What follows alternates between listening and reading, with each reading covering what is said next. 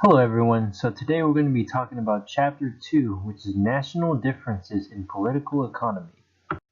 First of all, what is a political economy? The term political economy is meant to describe the political, economic, and legal systems of a country. They are interdependent, meaning they interact and influence each other. Political, economic, and legal systems also shape societal culture as we know it. So what is a political system? A political system of a country has the ability to shape its economic and legal systems as well. Political systems are the systems of government within a nation, and there are two types. One that emphasizes collectivism over individualism, and the other is democratic. So the first one that I'll be talking about is collectivism, which is the political system that focuses on collective goals over individual goals. In modern times, the collectivism has been used by socialists such as Karl Marx, who believed that the economic system where everything was owned by society is better than ones that are owned by private sectors. In other words, production and distribution of goods are controlled completely by the government rather than private parties. Communism, which is a form of socialism, believed that it can only be achieved through violent revolutions and dictatorships. The second one is individualism, which is the belief that any individual should have the freedom for their economic and political choices. The Greek philosopher Aristotle believed that diversity and private ownership is crucial and necessary. He argued that private entities are much more productive than the collective groups, and historically, from the 1980s till now, many countries are replacing socialism and communism with democratic ideals. However, many places in the world are swinging back and forth towards the ideas of collectivism versus individualism. So democracy is something we all should know since we are citizens of the United States.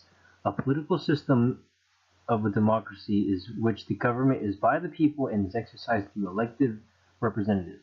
In a representative democracy, citizens will elect individuals to represent them and what they believe in. If they do not do a good job in a number of years, another election is held, then someone else will run for the representative role.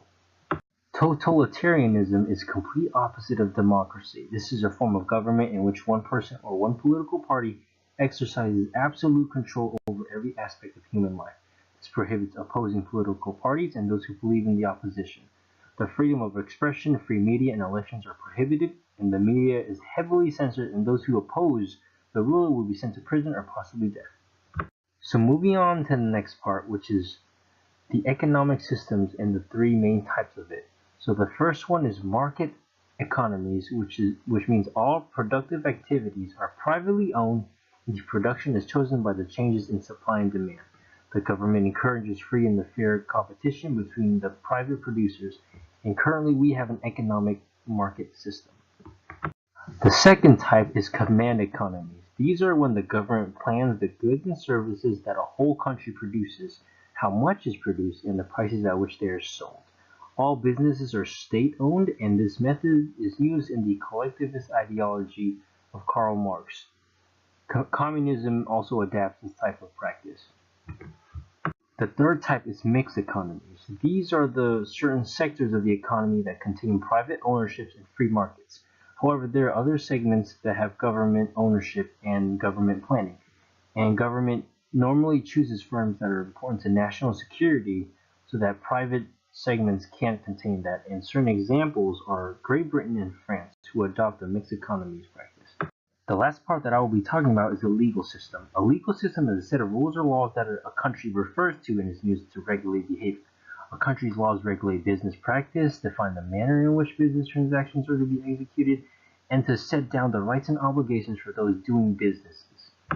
There are three main types of legal systems. The first one is common law, which is based on tradition, precedent, and custom. Tradition meaning the legal history, precedent is for the cases that have come before the courts, and custom is ways in which laws are applied in certain specific situations. Civil law, the second one, is based on detailed set of laws organized into codes. More than 80 countries follow a civil law system. And the third and final one is theocratic laws, which is a law that is based on religion teachings. Such examples are Islamic law, along with Hindu and Jewish law. And that's the end of my presentation. I hope everybody enjoyed listening to me, and press the like and subscribe button.